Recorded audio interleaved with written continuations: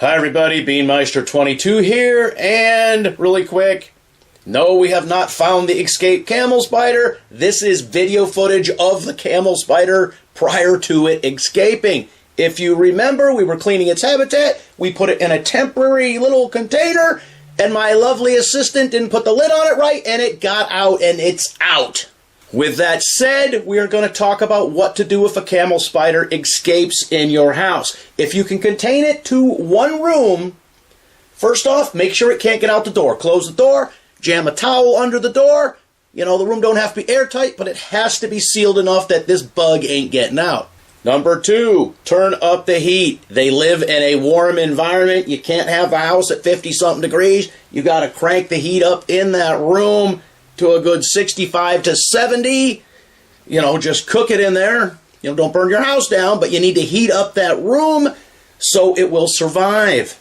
Now, you can try putting a little plate of food out, and in this case, it would be a plate of a couple of squash crickets that the crickets aren't going to get anywhere.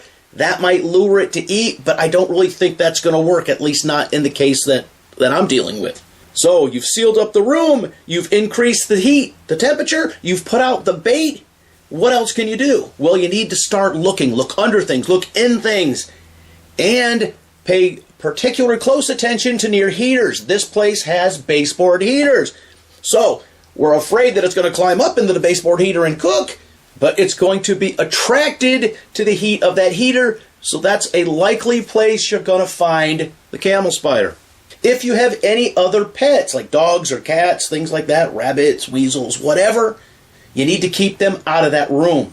We no longer have cats because our last cat, Beans, she died last month, and we are now cat-free.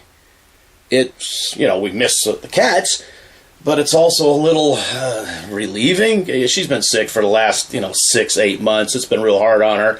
At least she did me a really good favor.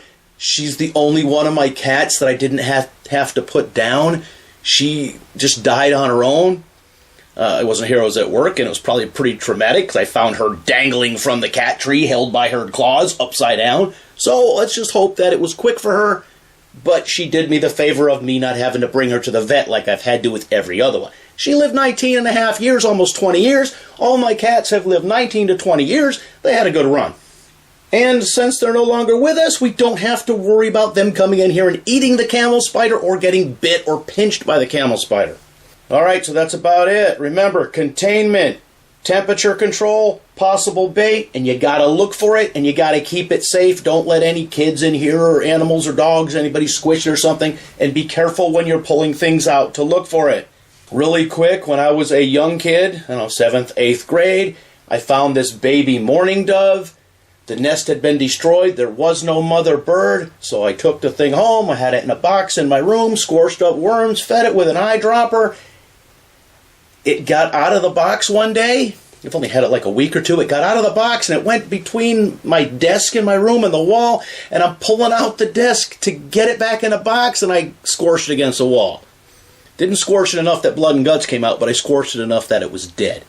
So remember, if something is small and hidden on these things, you got to be careful pulling out that furniture and boxes of where it's going to be. So as you're searching, be careful. All right, so add any suggestions you want to my list. And as always, thanks for watching.